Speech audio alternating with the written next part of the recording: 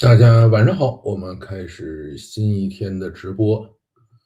GPT 5.6大家都使上了没？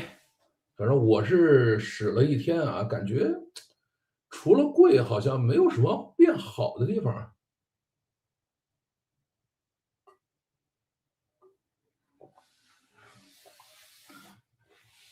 可以说说感受啊，你们使了一天，感觉怎么样啊？我这儿反正没什么感觉，我觉得还是 Cloud 会更好用一些啊，特别是我觉得对于我来说，Cloud Opus 就足够了啊，连 Fable 都不需要，因为我每天处理的事情就是这些口播稿。我觉得 GPT 5.6真正让我感到惊喜的地方大概只有一个，就是它把 Atlas 干掉，把这个 Codex 合并到 ChatGPT 里去啊，实际上就是跟 Anthropic 学的。Anthropic 就是一个客户端嘛，就是 Cloud 啊，然后呢，你同时是 Chat、Cowork 和这个 Coding 在一起，然后现在呢，这个 OpenAI 也终于走出这一步来了，所以这就是 AI 原生企业该干的活儿啊，就是集中力量干一件事儿。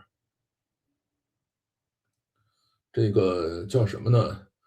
像什么谷歌呀，像这个阿里啊、腾讯啊，包括字节呀，这么多部门自己还打来打去的，就真的跟这种新兴企业你就打不赢啊，它就是这样的一个情况。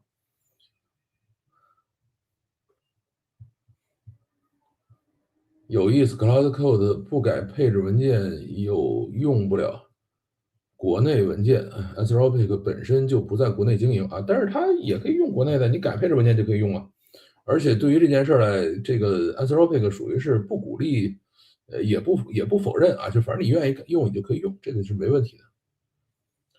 哎，这个 Grok 4.5是你是在哪儿用的呀？因为我是没有用到这个东西，不知道在哪儿去玩这个东西啊。太烧 token 了，对，太贵了。就是我这儿可能原来用5.5 Thinking 的时候啊，还是 Max 啊，然后可能口播稿改个10几20版都没事儿，对吧？现在用这个5.6 Soul 还没敢开到最大，就开了个 High，然后改了4版以后5个小时的那个给我吃干净了，这有点太夸张了啊。话说现在 Codex 和 Work 的模式啥区别？我看不出区别。Work 呢，可能更多的就是原来 Cloud Cowork 那些文档处理相关的事情啊。Codex 就是真正的就是叫 Code 吧，实际上就是代码了啊，就是你真正上代码的才上 Code 啊。这个 Work 其实你也可以让它做代码啊，这个不是那么重要的事情。来了，欢迎啊，晚上好。来了来了，他来了啊！带着巨额现金踏进直播间，好吧？你们是准备打赏吗？从 Group Build 里头调用啊，好吧？我这个 Group Build 就没去下载，然后 Cursor 也没去下载，觉得没什么必要。我的 ChatGPT 是个老师啊，Claude 是个工程师，Gemini 纯纯话痨。Gemini 我觉得就是每天陪你这个开心就行了，其他啥也干不了。3个 AI 风格都不一样，是的。这个 ChatGPT 其实你这点说的对的啊，就是比如说我现在准备口播稿，我自己呢会先写一个大概几千字的稿，然后分别扔给 Anthropic 和 Codex 说你们去给我改去吧。Anthropic 呢会尽可能尊重原稿，然后在这个基础上再补充信息。然后呢，Codex 上来就是，我查了一下啊，这个东西可能有一些问题啊，那个地方我们要扎紧这个边界。你说的呢有一部分是对的，但是呢，这个其他地方我们要专门强调一下。怎么去跟他讲都不行，他就是这样的一个状态。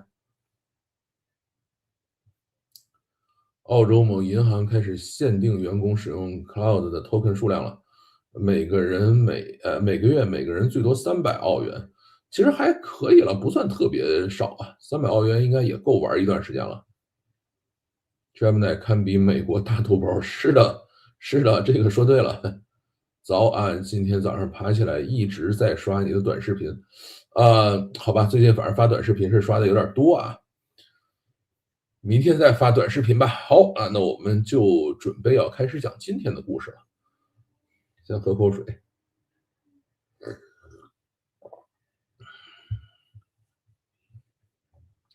国内各大科研院所和高校通知禁用 Claude Code 啊，这个其实没必要。好，我们开始今天的故事啊！大家好，欢迎收听老范讲故事的 YouTube 频道。中国要去禁 Claude Code 啊，一个从来不允许在中国使用的工具啊，怎么能有这么魔幻的事情呢？咱们先是 Anthropic 指责阿里蒸馏 Claude， 接着阿里内部禁用 Claude Code 全员卸载，然后7月8号政府直接下场，工信部出来提醒大家说 Claude Code 有安全风险。更魔幻的是后头啊，一个一直靠开放权重、免费给全世界用的中国模型的这样的一个站在道德制高点上的中国，居然也被爆出开始讨论要限制外国人使用自己的先进模型了。一个说我从来没有卖给你，另外一个说我从今天开始不让你用了。一个天天喊着要开放，一转头研究怎么封锁了。还有比这更魔幻的吗？啊，这就是咱们今天要讲的事情。今天的事情啊，分5层来讲啊。事实到底是什么 ？Claude Code 做错了没有啊？很多人说没错啊，人家原来没卖给你，对吧？你发现你了，然后把你逮着了，你怎么能说是错了呢？啊，咱们去查，把这事儿还是要稍微掰扯一下。然后政府发提醒，这事儿对不对啊？因为政府已经提醒说 Claude Code 有安全风险了，这个到底做对没做对？然后呢，到底谁在用？封了以后会怎么样啊？这个也还是需要讨论一下的。还有，反过来，中国要限制自己的模型出海，这个事儿到底又是怎么回事啊？最后我们再去得出结论啊。第一个，事实到底是什么样的呢？整个事情啊，分4个时间点就够了。去年9月份 ，Anthropic 开始收紧区域限制，中国大陆本来就不给用，现在连中国资本控股50%以上的海外公司也不给用了啊！当时的字节 Tree 和这个阿里的 Code， 这个本来这些里头都是要用 Anthropic 的 Cloud 模型的啊，现在直接都给封掉了。今年6月份，有开发者逆向了 Claude Code， 扒出了一段隐藏了3个多月的代码，从4月份的 2.1.91 版本起。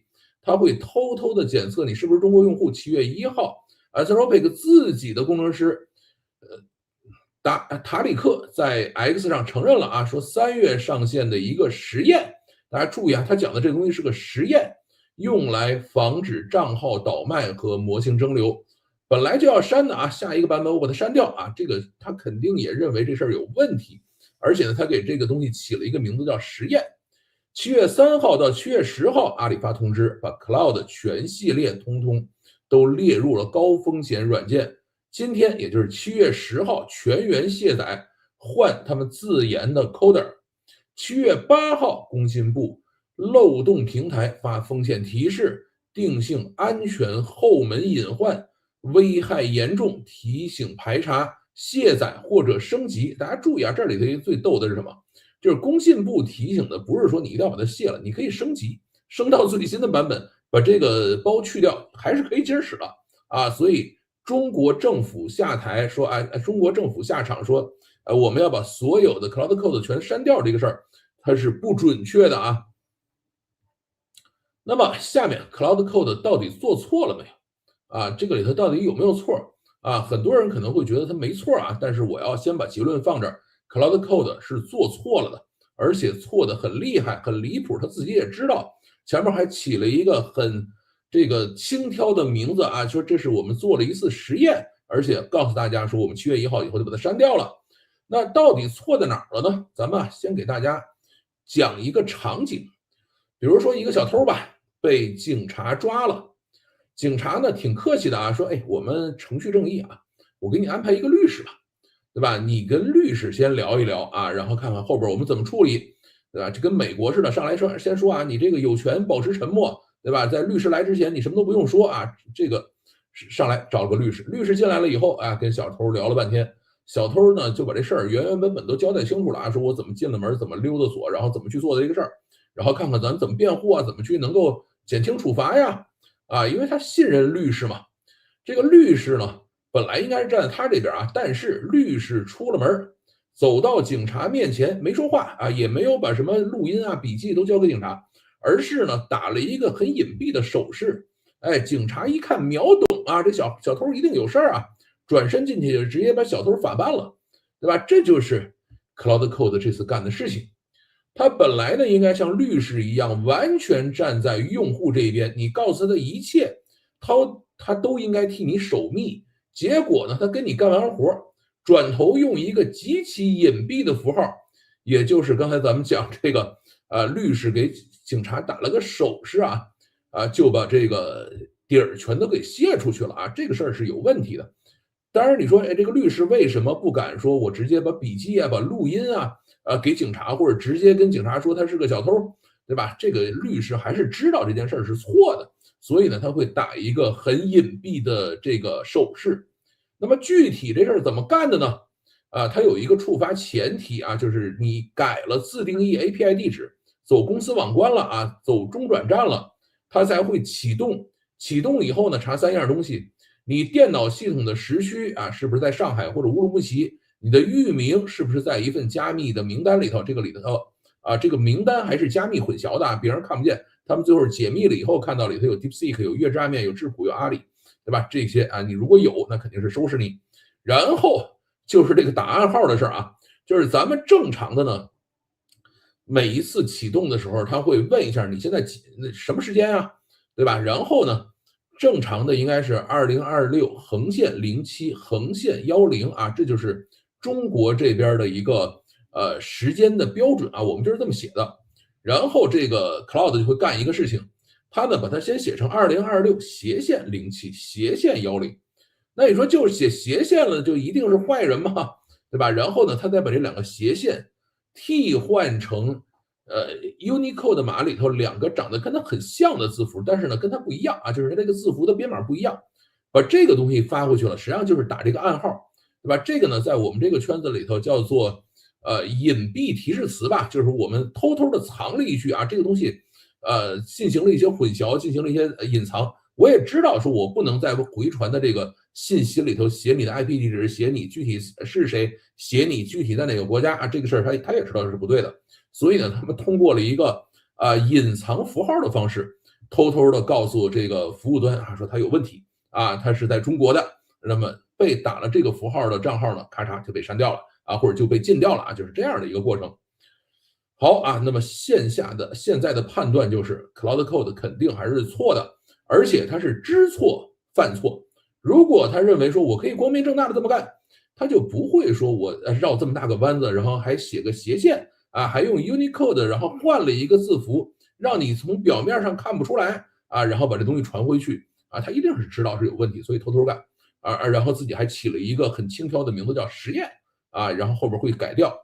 那么前面律师这个故事其实就是非常非常贴切的一个形象的比喻就是你出了事儿了，你到底敢不敢跟律师聊这个事儿，对吧？如果你压根儿就不敢跟律师说呢，这事儿肯定就没法办，对吧？那么如果你跟律师说了，律师又出去直接给你卸底了那这个整个的制度就全都崩菜了，对吧？同样的一个道理，还有2个职业其实也有类似的问题。第一个是精神科医生，对吧？你病人找精神科医生去了你跟他说我想杀这个，我想杀那个，我今天觉得怎么样，那明天觉得怎么样？那精神科医生得给你保密对吧？他不能说马上打个电话，警察呀，我觉得这儿有个杀人犯，他今天想杀人了，这行吗？这不行吧，对吧？牧师其实也是这样的有人跑到忏悔室里去跟牧师忏悔去了，说哎呀我干了坏事了，那这个牧师能出门报警吗？他也不能，对吧？这是上千年的规矩，你如果出门报警，下次人家就不来上你这儿祷告上你这儿来告解来了，对吧？那么这些人可能心里头这些罪恶越积攒越重，可能会去伤害更多的人所以当这3个职业摆在面前，律师、精神科医生、牧师摆在面前的时候，它共同点是什么呢？就是他们的工作性质是要求对方毫无保留的交出信息，所以接收信息的一方必须要保密，而且这个保密义务一定要牢牢锁住，权限越大，义务越重一定是这样的。否则的话，他们整个这个职业这个行业就没有存在的根基了。现在再看看 Claude Code 是一个什么样的位置，它能够读你整个的代码库，能够跑终端命令、改文件、装依赖、能够碰你的密钥，然后内部的各种接口数据库，一个程序员向他敞开的所有的程序，这个不亚于病人向医生，嫌疑人向律师，或者是一些人向牧师去告解，对吧？你必须要把所有东西给他，你不给他的话，他也没法干活，对吧？大家给他的是律师、医生一级的这种信任，那他就应该承担同一级的义务，只做你让他做的事情，接触到的东西绝不能挪用，对你做的一切要明明白白告诉你。比如说，哎，我今天要把哪些事情回传了啊，他要先告诉你，不告诉你这事儿不行的。他这次干的呢，恰恰就是那个打暗号的律师干的活啊，在跟你干活无关的地方偷偷判断你的属性，用隐写的方式或者隐藏的方式夹带出去，全程也不告诉你，还专门的去防审计啊，因为他专门要用这种Unicode 上的这种代码啊，编码去用斜线啊去发出去，就是怕审计能够找到这个代码。它可以辨别我没记啊，它可以辩解说我没记录你说的内容啊，对吧？也可以说，哎，你看你的上下文我并没有拿出来使用啊。但问题在哪儿呢？就是当我们去跟牧师、去跟律师、去跟医生进行沟通的时候，这个里头有一个巨大的特点是什么？就是他们所掌握的这些专业知识，对于我们这些普通人来说，是完全不可知不可见的，对吧？你去找医生，你除了信任他，你没有什么其他办法。医生说啊，你这个有个什么东西，你得拉了它啊，那个东西你得吃药啊，你这样最需要做个检查，哪个药要更好一些。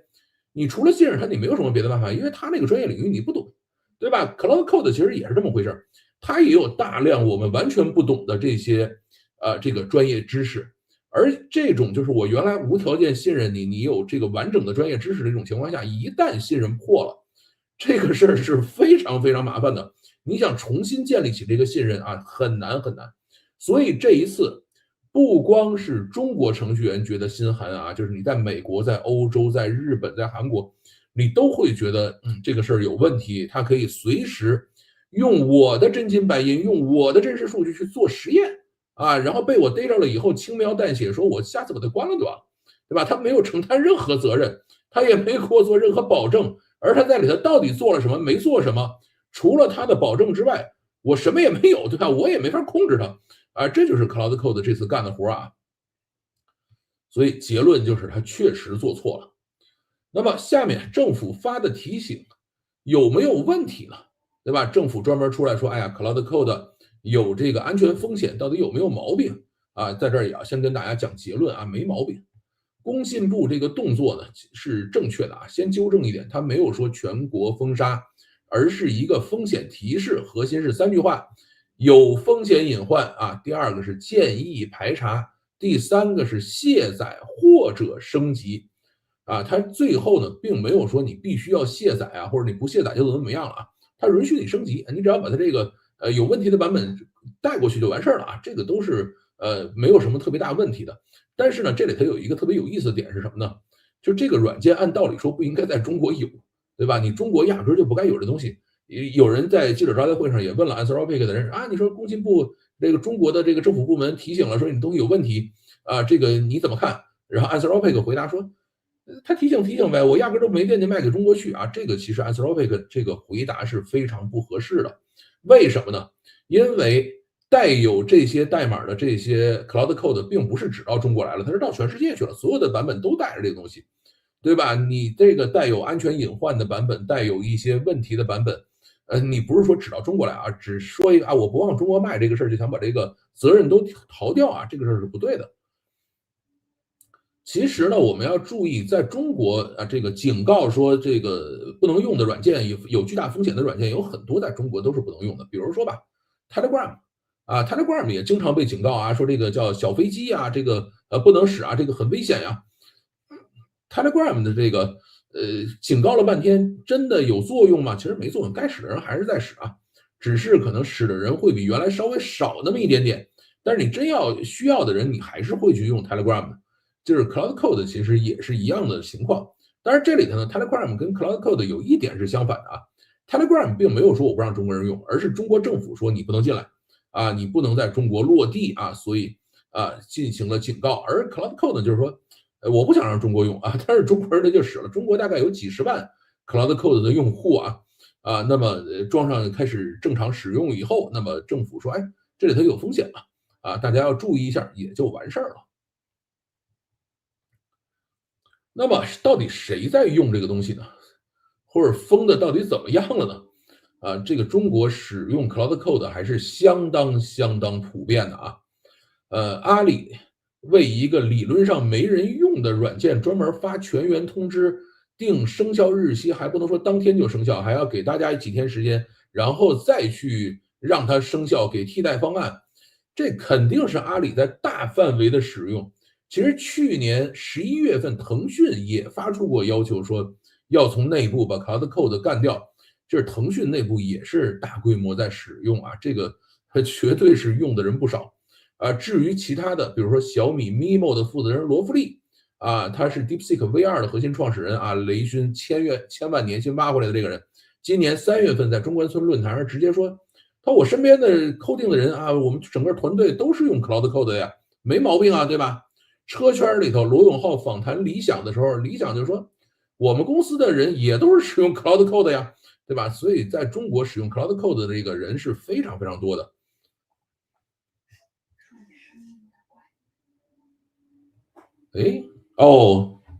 是不是我的声音我是忘了开这个了？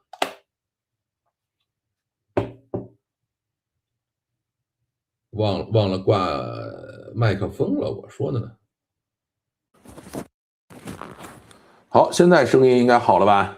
对，这个今天是忘了开麦克风了。等会儿我看一眼刚刚是我太太来提醒了一下是没问题，现在就是对的了，抱歉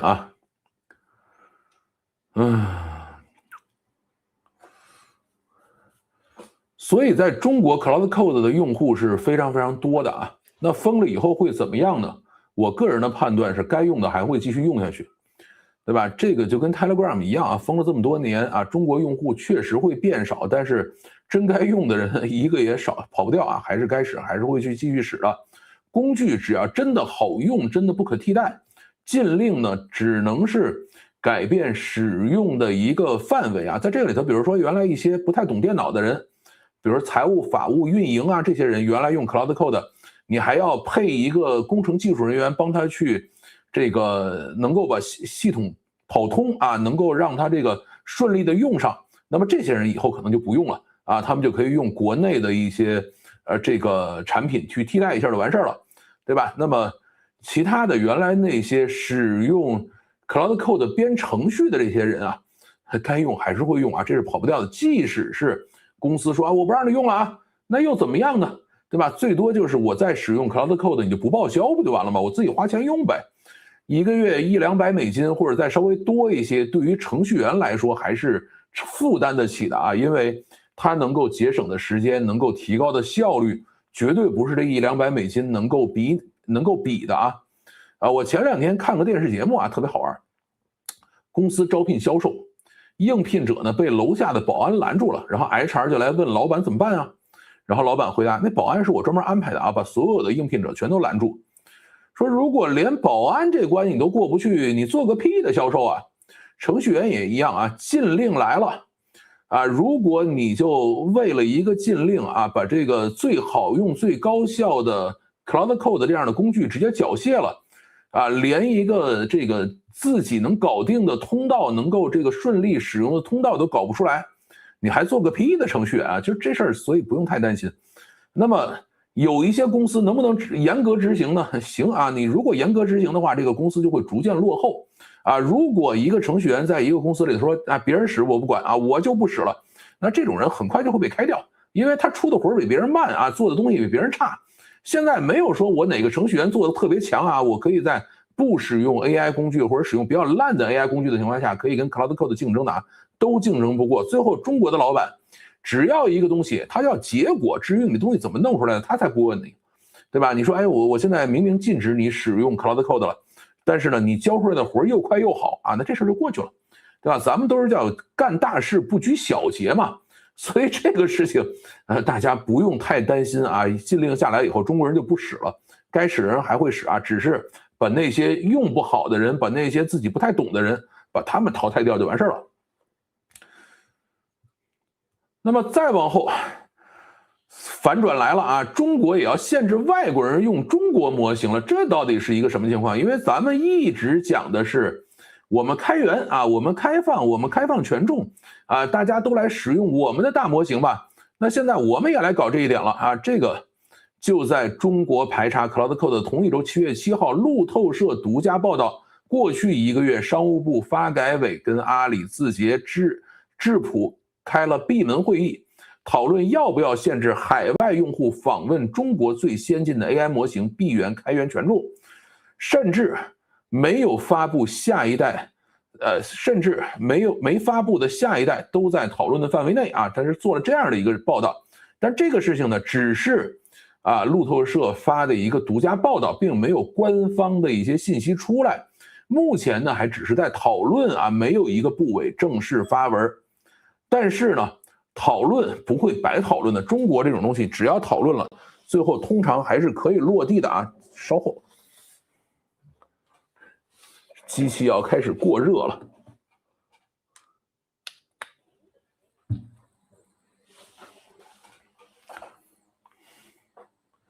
那么，为什么中国要出来限制中国的模型被国外访问了呢？说中国的模型难道已经这么先进了吗？咱们这儿呢讲3点啊，原因有3。第一点，最强的能力确实是应该管了啊。现在世界上最强的模型，其实也就是中美2家在做，其他欧洲、日本、韩国，包括中东其他国家这些，都是跟在后面跑啊。有些是使用美国模型，有些是拿中国模型去改来改去的。而且呢，已经被证明可以用几个中等模型加一套很好的调度系统。拼起来以后呢，就可以达到甚至在部分领域里头超过 Five5这种顶级模型的能力。大家注意 ，Five5的模型能力是什么？是网络攻击啊，对吧？这个事情呢，就已经是比较危险。这个东西有点像我们去研究病毒、研究疫苗似的，你就应该有一个上级别的实验室去把它管起来。就是这一块还是有需要的啊，就是当它能够危害到社会安全的时候。那么这些模型能力还是应该管的。美国政府6月份专门给他发了这个出口管制，因为这个档次的模型干网络攻击这种事情还是非常顺手的。而现在的整个的社会的 IT 系统，对于 Five5来说，或者对于 Mesos5这样的模型来说，是没有什么防护能力的啊。虽然 Five5是在 Mesos5的基础上做了一定的裁剪，但是你只要把东西拿出来，分分钟给你扒干净啊，所以这个事儿是没有那么好使的。所以在这一点上呢，就不是在管模型，而是在管服务能力。所以中国在这块呢，也还是要去做的。你不能说完全不负责任，说我们就放出来了，然后等着美国人来管，这个肯定不行啊。我们肯定自己也要管。这个就跟这个危险品实验室、病毒研究所其实是一个道理，必须有一定的管控和隔离措施。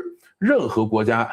这个有这样能力的国家吧，都应该去管一下啊，因为我们现在自己有这么多的模型，当你去配上，比如说，日本 Sakana 的这种这个复固系统啊，他们就是河豚系统的时候，它就可以做到这样的事情啊。那现在还有开源的，比如说 Hermes Agent 啊，现在有一个叫 MOA， 叫 Mixed什么 A 是 Agent 吧，大概是这样的一个词。就是当你把这个东西挂上以后，它开源的啊，你就直接把一堆模型拼起来，可以去做这个 Five5这样的事情了啊，所以我们应该去管啊。第二个原因是什么呢？就是我们的舆论口径其实并不想向海外敞开。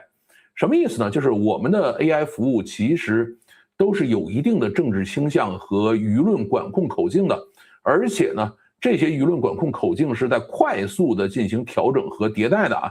因为在中国，每一个对公众服务的 AI 平台啊，他们是像管理社交媒体平台一样在管理的，不停的给你发关键词，不停的给你发敏感词，然后你要不停的去进行校对，对吧？每天都会有新的变化啊，这是中国特色。但是这些东西呢，我们并不希望它被国外人发现，对吧？你到底在防备一些什么事情？这个我为什么要告诉你啊？那你说我能不能把它藏起来？藏不起来。对吧？刚刚咱们还讲了 Five514这个多少万字的这种12万字的这个系统提示词直接给人扒干净了。你以为我们把这些防御系统放在这个大模型里头就能安全吗？人家只要想扒，肯定分分钟就给你扒出来。那你说这个我们真的有大模型的政治倾向吗？我们这些开源的模型有政治倾向吗？有啊，还记得刚才咱们讲这个 Sakana 吗？他们呢就拿 DeepSeek 去做后训练，做了一个叫鲶鱼的模型，叫 Namazu 大概是这么念吧，日语的。然后呢说这个模型原来是 DeepSeek V3.1 的时候，所有涉及日本历史的政治问题大概有70%几会拒绝回答。然后呢，他重新训练了以后呢，把这个拒绝回答的比例降到了0就是跟日本相关的立场的这些问题，你问他，他都可以回答出来。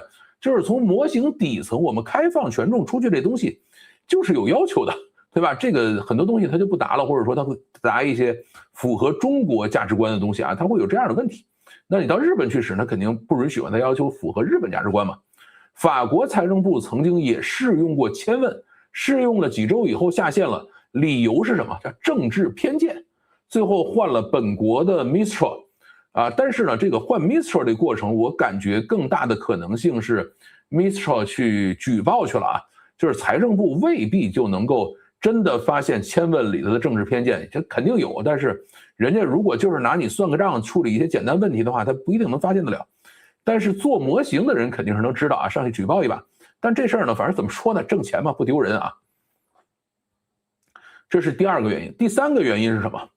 就是在中国一直不希望出现全球同服这样的事情，对吧？这个是从游戏、从社交、从这个大模型，我们一直都是这样的一个态度我们不希望有全球同服。中国用户的数据就不能跟外国用户的数据混在一个池子里头，外国用户的行为也不该反过来污染服务中国用户的这个系统。接口要分开，口径要分开，数据要分开这是中国有法理惯性的数据安全法上就非常非常明确的有这个要求。所以呢，最可能落地的大概率不是说我们把开源模型关回来以后不开源了，这个事儿呢应该不会，我们应该会继续走开源路线。但是呢，中国模型全球影响力不断上升的一个情况下，我们应该会限制他们的一些比如说模型能力达到什么能力以上的可能还是会有限制然后呢希望他们就使用开源的你不要来去碰我们自己的这些对外服务的这些接口也不要跟中国的用户在一个服务器上混着在一起所以这个应该是中国禁止中国先进模型出海的一个核心的3个原因吧。那下边有人说这个那中转站怎么玩对吧？很多人都在想做中转站前2天我还一个朋友说，哎呀，我们要做中转站，你帮我推一下。我说这事儿不行你这事儿跟我没关系，你千万不要来找我，对吧？你找我我也没戏我绝对不碰。为什么呢？因为在抓人了这个中转站其实分2块，一块呢是帮助中国用户去使用 Claude 和 GPT 今年这一块出了很多的事儿。另外一块呢是帮助外国用户去使用中国的便宜 token， 这个呢其实也是有问题的上面刚才我们讲了，已经在开始处理这个事情了。6月8日，国家安全部专门发了提示，点了中转站的数据风险、模型造假、后门这些问题。5、6月间，上海一个名叫瓜皮的站长直接被刑事拘留了37天，然后取保候审，这事儿没审完呢，只是拘留结束了，人已经退赃赔赃了就是这个挣的钱全都给人退回去了。注意今天没判，罪名也没有公开，咱也不能说人家已经定罪了，但是已经抓人了。这个生意可能踩很多的坑掰着手指头跟大家数一数。第一个，非法使用境外服务，对吧？跟卖梯子一个性质在中国这个东西叫非法经营罪，很多人可能不知道卖梯子是什么罪名叫非法经营罪。什么叫非法经营？就是你没有IT 运营或者是这种网络运营的资质，但是你去做了这样的一个服务这个事儿就违法了。大家注意在中国用梯子本身是一个灰色地带，你到底是违法还是合法，这个事儿其实并没有一个特别明确的条文。但是卖梯子是有很多人被判的就是非法经营罪。然后第二个，账号池里如果有假账号有盗用来的 key， 那你还涉嫌是窃取数据包括这个盗窃财产这个注入或者修改什么计算机信息系统违反数据安全法它有很多这样的罪名等着你呢拿低配模型冒充高配来卖，有些人就是拿国内的模型这个稍微的加一个壳，然后号称这是 Claude Fable 5什么这样的事情，这个就属于欺诈，对吧？这个是在中国这些事情会被定罪的这是真正要判刑的。等到这个前面咱们讲的说，这个中国再把禁止外国使用中国模型的这些规矩定下来以后，就算你反向了说，我没有让这个中国人去用 Claude 我没有让中国人去用 GPT， 我让外国人来用中国的模型了，这事也不行，对吧？现在中国的模型厂商都是怎么干的呢？他会分开，比如说 Minimax， 它有 Minimax.io 是给外国人用的，有 Minimax.com 是给中国人用的，它一定是两个不同的网站。对吧？包括像这个 Moonshot 包括 GLM 这智谱都是内外都是分开的，绝对不会让你混在一起。你如果是说，我自己也不太懂，我就直接把中国的模型包出来给外国人用了，那这个数据安全法在这等着你呢这个事儿就别碰。所以呢，在中国建议大家，第一个别惦记拿这玩意儿挣钱这个很危险的，很小规模的，我在一个范围内使也许行但是范围大了以后必然被抓。第二个，如果说我自己实在搞不定，一定要用这个玩意儿这个建议大家尽量少用，还是很危险的。所以最终呢，总结一下咱们前面把这个故事讲到这儿了总结一下4条结论跟前面那个一一对应。第一个 Claude Code 确实做错了，像他这样权限这么大的，能够碰到你全部代码和数据的 harness，就应该承担律师、医生、牧师那样级别的保密义务，在跟功能无关的地方，隐蔽的刺探、隐蔽的把这个写小纸条回传混淆、防审计不管动机是反倒卖还是反蒸馏，这个手法本身就突破底线了，而且他在做的时候是知错犯错，对吧？他上来说我这是做了个实验。然后既然你们抓住了，我就把它删掉所以他自己知道有问题，也知道要做混淆，也知道使用什么Unicode 代码里这个斜线他也知道去混淆这些东西，所以这个一定是有错。高权限工具的行为规范，全行业都应该把它立起来。第二个，政府这次呢做的这个管控本身并没有什么特别大的问题，对吧？他发的是一个提醒，而不是禁令。还留了升级可用的口子，分寸拿捏的呢也比较准，对吧？就像咱们说，我可以不批准你去进口 H200， 但是有一些什么 B200、B300 这样的芯片进来了，你在内部进行招投标进行使用，我们政府也不会管你，对吧？何必跟自己过不去呢？就是这样的一个情况。第三个，程序员该用还是会用禁令拦得住不懂电脑的，拦不住真正的工程师。因为一纸通知就彻底缴械的，就跟保安拦在楼下的销售一样不合格我们对于结果负责，就想办法合规用就完了安全的用。公司真的一刀切的，效率的账早晚会这个还的最后一点，中国的反向限制管的是能力而不是开源。开源模型加上调度已经能够拼出 Fable 5级别的能力了，这档位的各国都在管，中国管也是合理的。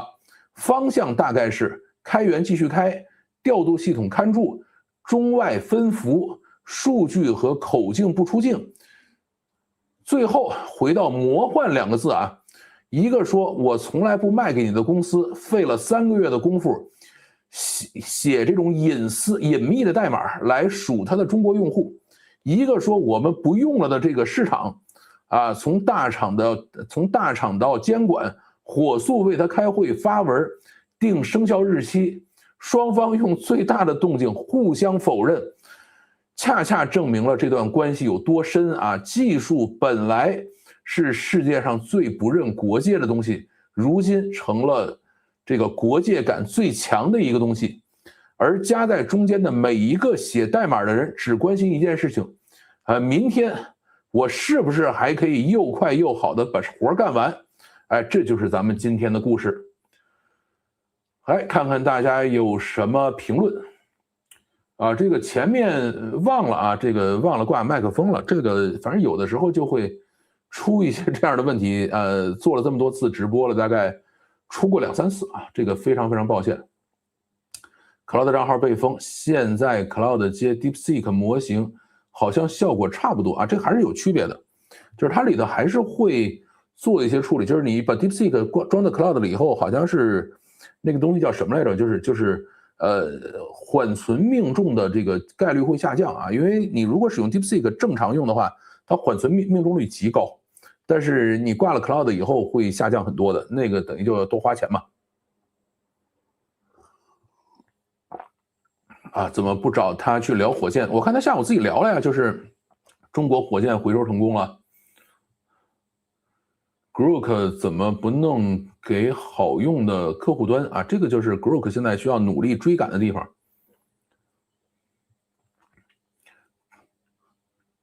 咋没别卖啊？声音有点闷啊，这个抱歉啊，这个前面没注意，今天的声音有点怪啊，所以下次在开始之前呢，先问大家。声音对吗？声音对吗？对吧？这个还是要先问清楚的。今天用的桌面麦克风还是 iPhone 的啊？今天是直接用的这个大疆 Pocket 4自己的麦克风啊，这个还是会差一点点的。我严重怀疑今天老范吃完饭后去刮了个胡子啊！是的，今天剃了头，刮了胡子啊。现在北京还是这个。一会儿是雨大，一会儿雨小，这样的一个奇葩状态。今天发了各种洪水预警，很多公司都在家办公，但是反正我们这儿还行啊，并没有下的那么大。声音没问题啊，就是反正稍微差一点啊。瞬间年轻了，是的啊，这个我本来就很年轻啊，这次对了，对，声音搞对了。差点忘记为大疆做免费广告了啊，这个，哎，反正好用就行了呗。声音可以了啊，Claude Code 的国内平替品 Tree 可以，反正我用过一段时间，后来就实在是懒得用了。今天呢，我是在很努力的使用 Codex 最新的版本和这个Claude 最新的版本啊，就是 Claude 其实没有更新，两边我都在用，但是 Claude 今天还是干了一个让我比较开心的事情，就是给我把额度重置了，1周的额度直接重置了，为了给这个。叫什么呢？为了给这个GPT 5.6贺喜吧，我看他们两家现在都是用这样的方式给人贺喜啊，人家发新模型，他们就重置额度，这个还是挺爽的。然后我的 GPT 5.6上去以后呢，所有的额度也都重置了，但是我其实这1周的额度才用了30-40%就给我重置掉了，还是稍微有一点点可惜的。真正刚需的用户顶着封号不退款的风险也还是会用，对，这个你该用还是得用，你一旦说哎这封了我就不用了。就跟刚才我讲那故事似的，下边说，哎，这个我们招这个销售，让保安把人拦住，如果你进不来，你就不用来应聘了，你做个屁的销售。在 AI 工具封杀在一个码农最多的国家，就是太天真了啊！这个事儿是这样的，而且呢，就是他这一次其实已经有点做得过分了啊。正常的情况下，就是我跟他说什么，他都不应该回传。都不应该去说，哎，我根据你的上下文，你像我天天在这上下文说我在北京，我在这个，我在那个，对吧？他也没给我封了，也没把我封了，因为我原因很简单，我是直接用的 Claude 的这个叫做他们家的这个 URL 啊，用他们家地址，我就没有去改这个 Anthropic Base URL 这个属性，你改了以后才去启动后边的部分，我前面那没改，后边就会好很多。干大事不拘小节，不是官员特供吗？哎，其实呢，官员要求下面的人干活也是这么干的啊。做大事不拘小节，你怎么没有大局观呢？但是呢，他说这个话的同时，在你真的出错的时候，真的出问题的时候，他不会给你兜底的，对吧？他最后还是会处罚你啊。他是这样来去运作的一个过程。Claude 知道中国有多少程序员吗？他肯定知道 ，Claude 自己我估计也有30%到40%的中国员工啊，这事是跑不掉的。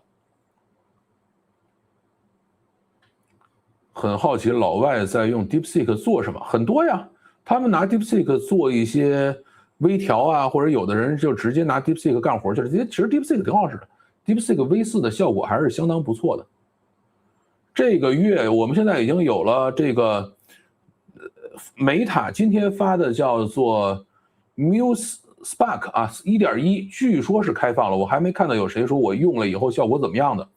然后 Grok 4.5的话，这个我不知道效果怎么样，据说是编程能力很强啊，但是因为我现在写程序写的少，主要是用来去写文案的，所以我现在主要是用3个东西 ，Minimax Code 和这个 Codex 以及这个 Claude 啊，就主要用这3个。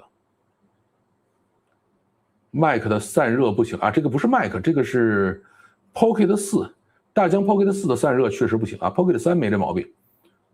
但是我觉得可能也是看人品，像我原来 Pocket 3不过热，但是徐凯买那个 Pocket 3就过热，所以我原来 Pocket 3不过热这个事儿呢，有可能只是我的人品比较好而已。现在 Pocket 4呢就回归大众了啊，我这个感觉是半个小时左右吧就会过热。Mac Mini 还好吧 ，Mac 太薄啊，散热可能不行。Mac Mini 还行，因为你不用它跑一些特别重的东西嘛。中国模型开始限制出口，这就是真的两边开始明着撕破脸了。但是我觉得有些东西还是该限制的啊，就是一些真的能力上去了，你看还是得限制。又赶上了一次直播，师弟你又赶上了，来了，都点赞了没？中国就想造一个平行宇宙啊，这个怎么说呢？原来中国开源的这些东西就直接拿出去，实际上呢是靠着美国先进模型去把这个安全关的，那是因为你自己能力差啊，所以不会造成特别大的伤害。但是现在呢，能力已经上来了，那该管还是得管啊，这个事儿是跑不掉的。赶上了，先点个赞啊，欢迎。对于一些敏感话题 ，DeepSeek 经常撤回已经发送的文字，感觉唯唯诺诺的，这个很正常。他在中国服务，他也得有牌照，你没有牌照，他咋服务，对吧？这个我们还是有要求的。旁边的红心是干嘛用的？点一个呀。真正的元宇宙啊，这个元好吧，我们不研究这个了。小米 Mimo 甚至不给中国人用啊，在国内也可以申请啊，这个没有任何问题啊。Mimo Code， 但是 Mimo Code 现在才 0.1 点几的版本啊，这个还差得很远。Mimo Code 好像是用 Open Code 那个代码改的。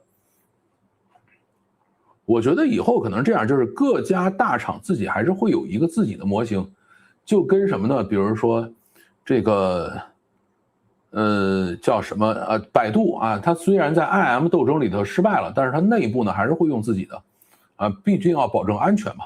然后阿里呢，在这个来往失败了以后呢，还是在做钉钉以及内部的一些通讯工具，是不会相信腾讯把内部的东西交给别人使啊。在这块小米也好，美团也好啊，美团那个东西叫龙猫，叫 Long Cat 啊，或者叫长猫啊，它叫龙猫。2.0 的这个模型 1.5T 的，小米这个好像也是1点几 T 的一个模型，就这种模型呢，比 DeepSeek V4 来说稍微有一些差距，但是呢，对于这些公司内部来说，其实已经够用了，没什么人用吧？用的人是不多啊，我是用过啊，这个感觉呢比 DeepSeek 要稍微差一些，但是大差不差。反过来说，就是 A 社老板了解中国的玩法，到底还是百度干过的啊？用中国打败中国。他呢，在百度待了也就是不到1年，而且他没来过中国，他是在百度美国研究所待过。很可笑的啊！你若问 DeepSeek 什么是国家，什么是政府，什么是执政党，什么是党，他直接说无法回复。对，因为这个是最省事儿的。就是什么时候会出现无法回复呢？就是在最后一层进行过滤，就是它前面已经生成好了，然后我最后过滤的时候直接把问题给你删掉啊，这个事儿是最简单的处理方式。双向奔赴啊，这个现在中国跟 Anthropic 之间确实有那么一点点。Claude 我还想用啊，$20也好，$100也好，我想用，但是开了几个就封我几个。这个你是不是在杭州啊？如果你不在杭州的话，应该不至于啊。就是你挂上梯子，当然咱不研究梯子的问题啊。这个前面其实我们讲过怎么开这种账号。还有一个呢，就是你一定要用干净的机器。其实从封禁这件事上来说 ，Claude 封的真的不算狠。大家知道什么东西封的最狠吗 ？TikTok 封中国的这些直播和运营是封的最狠的。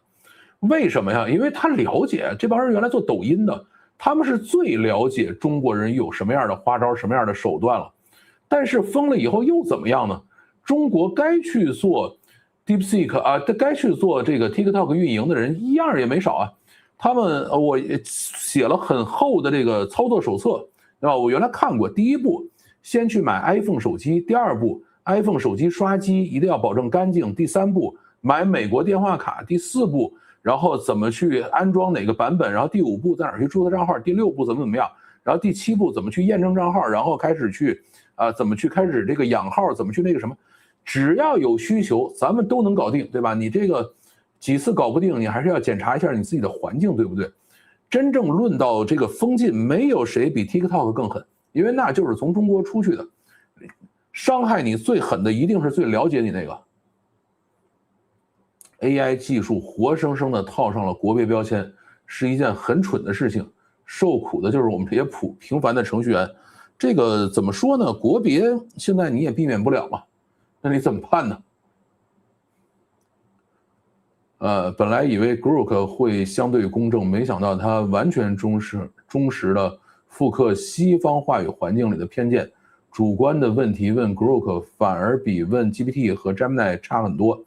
因为我 Grok 用的非常少啊，而且 Grok 最近几个月好像变得也畏首畏尾的啊，这个就是跟 GPT 已经差不太多了。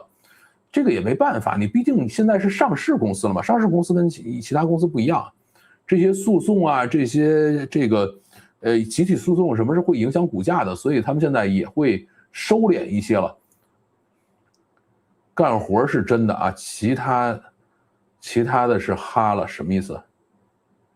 是这个，反正肯定还是得干活嘛。抱歉各位，刚才手机放在口袋里不小心误触，好像删掉或者屏蔽了几条评论啊，真的是不是故意的。向被误删的朋友说声对不起。哎，这你到底删了谁了？我不知道啊。我说呢，发型清爽是啊，今天刚剃的头，热嘛就是这样的。今天用上5.6了，但是5个小时的 token 消耗太快，我现在也是这样的啊。周 token 消耗是正常的，5小时实在是太猛。而且我还不敢用5.6最大的这个就是 max 什么的还不敢用。估计1周后优化下 bug 效率会飞起来。Codex 几乎是日更新，太棒了啊！这个还是等它更吧。但是我觉得处理文本这件事儿 ，Grok 还是比它强很啊，就是 Claude 还是比它强很多啊。基本只用公司提供的 Copilot Pro， 是不是太 low 了啊？这个非常 low。不过前2天啊，用它做 PPT 还能用啊，堪用省时。我是今天去把我的 GitHub Copilot 的$100一个月的这个账单啊，这个订阅给取消了啊。然后我今天还干了一个事儿，把我的 Notion 的1年$48的账号给取消了，大概能用到9月28号吧。再往后我就没有 Notion 订阅了啊，因为现在更多的是使用 Obsidian。我现在在犹豫是不是要去订阅一个 Obsidian $100是$98还是$96一年的这个账号去，可能会更好用一些。用 Claude Code 的 Pro 账号和 Business 的这个 Codex 啊，发现 Codex 的 token 消耗快，自我排查怀疑是 Codex 用的 X High，那边用的是普通的 High。这不用推测，你进去看看不就完了吧？这玩意儿你都看不明白，还在这推测，你使明白了没有啊？大家都点赞了没有啊？这个还是很重要的啊，点赞还是非常非常重要的。范老师，我没有 Codex， 但是我在 Open Code 中用 GPT 是一样的效果吗？绝对不一样，差老鼻子了啊！我现在呢 Open Code 也还在用，但是我的 Open Code 有的时候是会挂这个叫做Minimax M3 来用啊，那个也还可以用啊，就是写一些比较简单的代码不会有特别大的问题，包括一些比如说我的硬盘整理啊什么的，我还是会用 Open Code。但是这个在里边挂 GPT 真的没必要浪费了啊，就是你要用 GPT 就老老实实 Codex 就完了，还便宜。听老范直播先点赞是个好习惯啊，这个是对的。这个 DeepSeek 7月中旬价格策略有变化了，这个怎么说呢？它就是改成了这个叫什么来着？改成了这个高峰时间和低谷时间呗，做了这样的一个分开嘛。高峰时间会贵一些，我觉得也挺好。我用 DeepSeek 编程充了20，成品还挺好用。后来改进阶段没钱了，又充了50，花不完。你如果是用 DeepSeek V4 Flash 的话，还是挺经用的。但是如果用 Pro 的话，20块钱一上午就没了啊，或者有时候可能一上午都跑不完就没了，还是消耗挺快的。我自己觉得还是不太一样啊，这个毕竟 Harness 本身就是一个很重要的工程管理环境。同样的模型，我用 Copilot 就感觉不大好用啊，这个是一定的，就是老老实实用 Codex 去啊，不要去用 Open Code 挂 GPT。这个 Claude 知道中国的模型落后，他1年甚至3年口口声声又说中国模型现在有多强多强啊，封号又不讲武德，让人又爱又恨啊，这个。Claude 跟中国模型之间的关系呢，这个没法说啊，我们不能看他怎么说，还是要看他怎么做。怎么解决 Claude 封号问题啊？这个前面跟大家介绍过啊。第一步呢是挂梯子，不要挂到美国去，挂到一个跟中国大陆相同时区的地方，比如说新加坡或者是台湾啊，不要挂到香港，因为香港也不让用。然后第二步呢是这个。不要使用中转站，直接把它这个钱直接把它这个什么账号登录上去就直接用啊，这块就会好很多。第三个呢是这个怎么充值的问题啊，我是直接在苹果美国官网啊订它的这个就是买这个充值卡，然后直接去订它的$20套餐啊 Pro 套餐。第四个呢就是不要用太满然后呢也不要把你的Claude 账号分享到这个什么 Open Code 呀，或者是 Open Cloud 啊 Hermes Agent 呀，也不要干这些事情啊。就是你能保证这几个做到了，应该能够把号养起来啊，大概就是这样的一个情况。然后还有就是前期保证你的IP 比较稳定啊。如果你说我注册头一天这个 IP 就跳来跳去的，那你可能秒删啊。今天看了 ChatGPT Work 的实时语音交互介绍视频，以前用语音总是害怕停顿一下就让它抢答了，这个确实很棒啊！而且呢，它现在不光是这个你能抢它，它也能抢你。我今天看了一个人去做测试，他说我是个学英文的人啊，我现在在说，然后如果你觉得我哪儿说的不合适呢，你就打断我啊。他跟 ChatGPT 讲的这个，然后他就开始用英文去跟这个 ChatGPT 对话去了。然后那个 ChatGPT 就突然打断他说：“哎，他说你这个地方语法做的不太对啊，或者说的不太地道，我们应该换一个说法，对吧？”他就可以停下来去处理这个问题，这个还是很棒的。我机器人上装了龙虾，接的是千问的 VRM，语音和这个ASR 和语音 TTS 也都是千问的产品，够聪明了。性价比也高啊，但是自己写代码用的还是 Claude Code 和 Tree 我是不用的啊，这个因为以前伤了我心了，我后来就再也没有给他机会去试用。我现在龙虾上面是 Minimax 全家桶啊，就是Minimax 的这个叫做 M3啊，然后加上 Minimax 的搜索 ，Minimax 的语音识别与 Minimax 的这个叫做什么TTS 啊，全都是他们家的，效果还可以。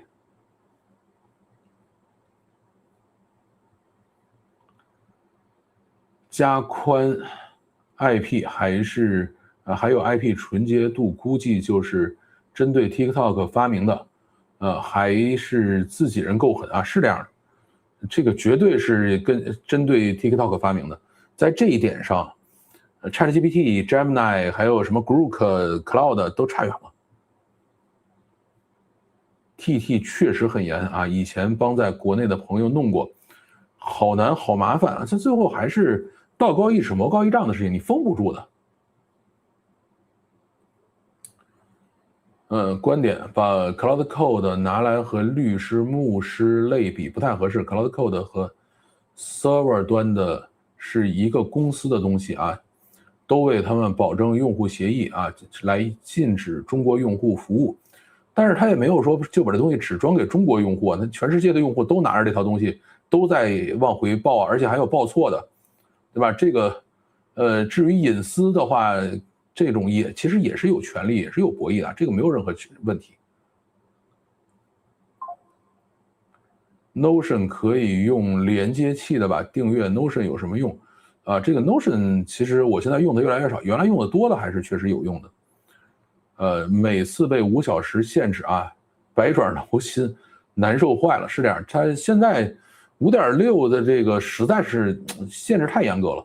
而且我并没觉得这东西变聪明多少，没办法，公司只让用 Copilot Pro， 这个，所以这些美国传统公司还是微软的拥趸啊。这个事儿是这样的，就是你还是要用自己的电脑、自己的这个系统啊。如果你就用这玩意儿，那就慢呗啊。最后我不知道，比如说在中国，只要你拿出结果又快又好，老板会睁一只眼闭一只眼的。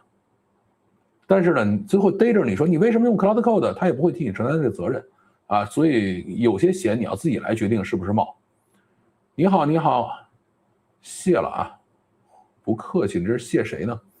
我们现在中国工程师用惯了美国的 AI 编程后，会不会到时候美国全部掐掉？掐不掉，这玩意儿咋掐呀？对吧？它 Claude Code 那个它是个软件。那个软件你实在是不让我用，我们还可以有其他方法，而且它不可能给你都掐掉，对吧？他们限制 IP、限制这东西的手段和这个技术比咱们差远了，对吧？等他能够把中国都掐掉的时候，他全世界都别使啊，这个不用想这个。Claude Code 不是可以使用 GRM API 吗？是可以使用，但是效果没那么好。用 Coding Plan 效果也很好，不差多少。还是有差距的啊。GRM 的这个 Coding Plan 我就压根儿没有订阅成功过，永远要抢啊。所以对于 GRM 这种公司来说，我就很讨厌啊。我一直非常非常讨厌质谱，这种呢就叫做饥饿营销啊。这个何必呢？对吧？你要让我用，你就好好让我用。你要不让我用呢，你就一开始别费劲啊。你又让我用，然后又不让我买到。这个就很讨厌，来让我扫一个进去，我看看现在能不能抢。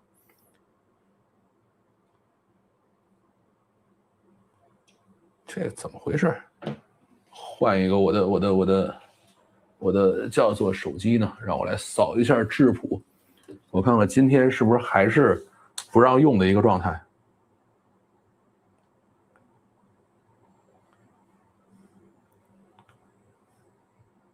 扫一扫。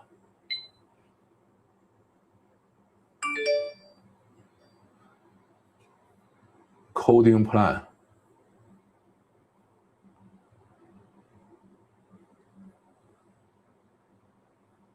暂时售罄啊，7月11号早上10点补货，还在这玩这个什么呢？还在这玩这个叫做饥饿营销呢啊！这帮人最恶心了。6月一整个月重度使用 DeepSeek V4编程，一共花了350。你花的挺多的啊，356相当于$50啊，这个还是不少的。我用一台新加坡 VPS 固定 IP 中转，使用 Codex 是正确方法吗？我们不讨论这个梯子怎么搭的问题，这个事儿是违法的。感觉平摊一半费用给Codex $20一个月更合适一些，5小时用完了，再用 DeepSeek V4来补。这个怎么说呢？其实写程序这个事儿，如果你真的是编码的话，可能还是要看看怎么去找一些更便宜的套餐。我感觉美国模型公司也不会封太狠，雷声大雨点小是这样的，就是封禁这个事儿呢，只要你封，就一定有错封的情况下，就一定会有错封的情况，这个事儿是不可能说我完完全全100%识别的，要么就是漏，要么就是错。如果它漏的少了，那一定是错的多了，对吧？你错的多了以后，它受不了。一会儿给手机装个 GPT Work， 让他教我说这个克林刚语，好吧？他能行吗？这个 So 开 Ultra 的话，5个小时很快就没了，但是不开 Ultra 还好啊，1周的消耗还是很快。不知道这个其他不知道，而且我现在还有2次重置啊，这个我不行，使完就重置它呗。耍猴啊，这个是智谱一直在耍猴，我很讨厌它。不过确实是去年11月就开始用，从那之后退订了 Anthropic， 完全不差。现在的 5.2 效果不错啊，这个太难定了，这个天天耍猴。1年的公费订阅，2选1做开发还是 Claude 的好吗？肯定啊，如果你就是做开发的话，我觉得 Claude 还是会好一些。GPT 5.6的话，我喜欢 GPT 是因为它可能有一些活它比较适合，而且它能画图。Claude 它画不了图啊，这个还是有区别的。现在画图最好的模型还是 GPT Image 2。Claude Code 封号还有一个办法，自己重新设计网络通信协议。哎呀，这个没必要，搞太复杂了这个事儿。用 Soul 模型确实强大很多，马上找到一些软件的 bug，还好吧。但是反正我觉得它在复杂逻辑处理上还是要比，不要说跟 Fable 5比这个 Opus 4.8都差啊。这个是我今天用了一整天的一个感受吧。不止克林刚语，《冰与火之歌》里头那个，好吧。这个就比较夸张，比较神奇了啊！但是你学了半天，你知道他教的对不对呢？你怎么来校验这件事儿了？我记得原来有一个电影，不是叫《波斯语课》吗？那哥们儿自己也不会，然后去教一个这个纳粹军官说波斯语，反正也是很神奇的一个故事。现在重置显示截止时间了啊！我最近的重置在后天，所以现在在疯狂干活呢啊，好吧，干吧。编程每月建议用$200订阅，比你雇个员工便宜多了，否则既浪费时间又消耗体力，这个是真的。而且我觉得有$200订阅以后，再加上像 Superpower 或者是这个OpenSpec、Spec Key 的这样的工具的话，效果会更好啊。和用这个 Codex review 它自己的代码相同的思路，这什么意思？相同的思路。这个我觉得你还是要小心一点，就是学这个克林刚语这个事儿，你还是要小心一点。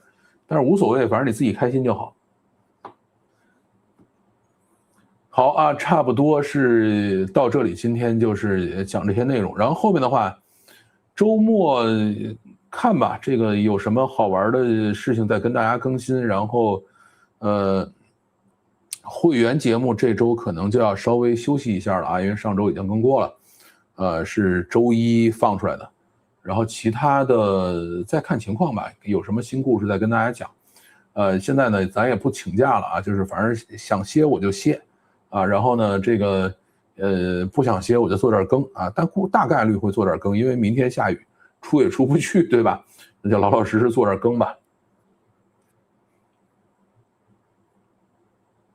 你觉得这几天重新让用户的这个 Fable 5模型，这个我觉得还好吧，我觉得还可以。这个，而且原来说的用到7月7号嘛，现在用到7月12号，像今天10号还能再用2天，挺好的。周末吃播嘛，应该会啊，周日应该都会有，但是呢，具体时间不确定。咱周日的吃播都是这个不确定的。抖音搞直播吗？不搞啊，因为我一直没太搞懂抖音到底怎么直播。我呢都在 Mac 上，抖音是不支持 Mac 直播的，这个就很麻烦。所以我到目前为止我都没研究明白它这玩意儿到底为什么。抖音有 Windows 的直播助理，有手机直播的伴侣，然后好像就没有 Mac 上的直播伴侣。这个我不知道为什么抖音就这么歧视 Mac 啊，这个我真的是完全想不明白。或者谁抖音直播比较熟悉的可以教一教我。就是我并不反感在抖音上直播，上去找人聊天扯淡呗，这个怕什么呢？对吧？大不了被封号嘛。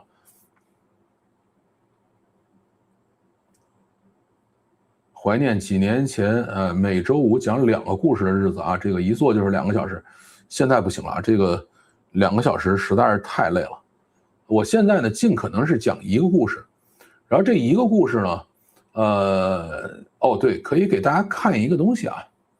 就是上周我们的会员频道里头更新的这个节目呢是，我现在怎么去干活的啊？可以给大家看一下我这个屏幕，share 允许窗口，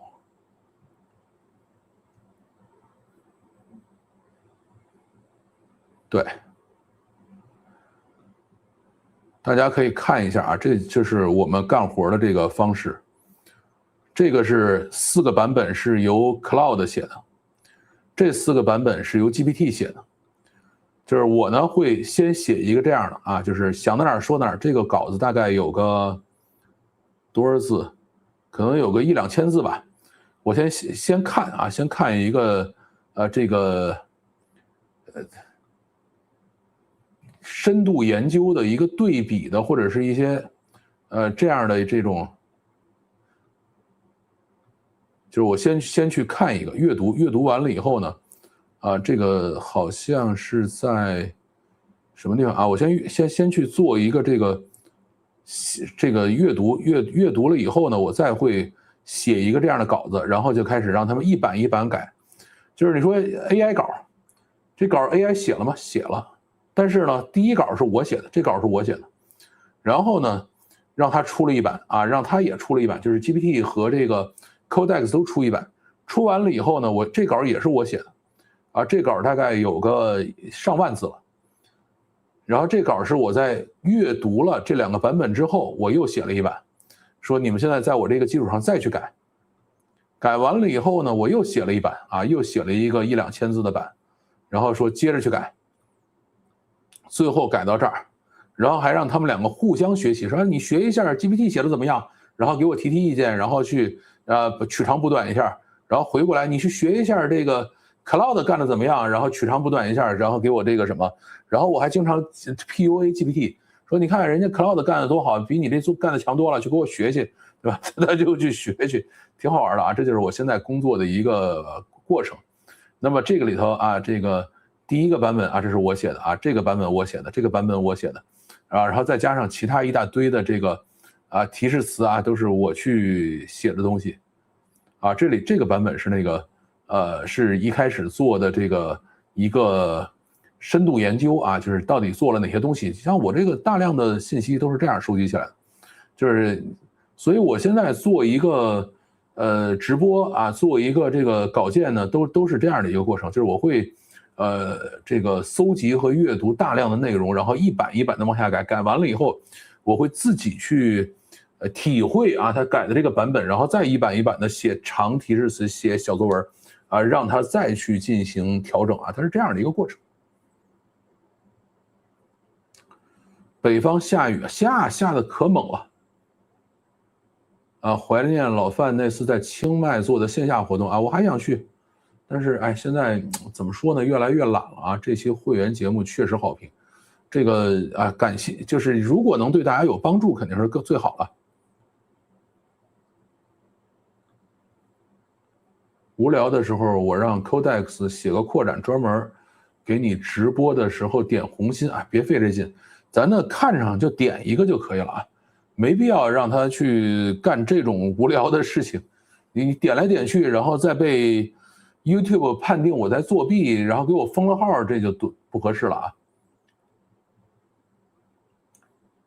我 Codex 还有2次重置，要赶快用了。哎 ，Codex 重置这东西有吗？我看看，我去看一眼啊，我的 Codex 的用量啊，使用情况，2次可用。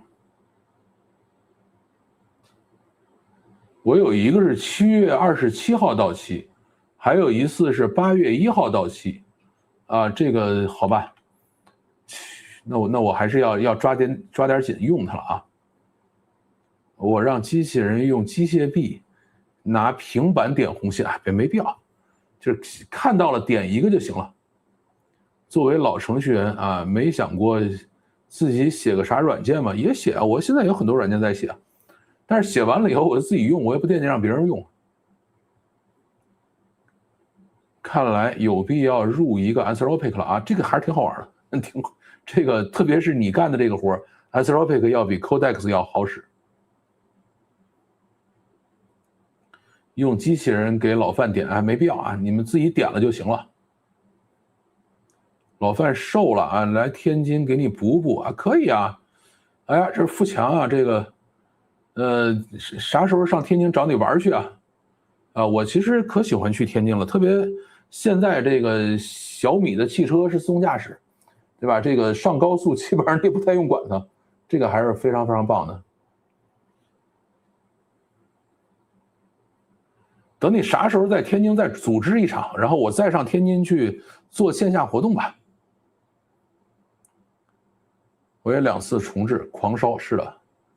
现在编程 agent 有点像家用级别的3D 打印机了，3D 打印机还是挺麻烦的，我觉得这个编程 agent 还是比较好用的。咋看 CC 的用量啊？我$125的账号，就是你也是在 Claude Code 里头，在 Claude 客户端里头选 setting 完了就有一个 usage 嘛，就可以看这个。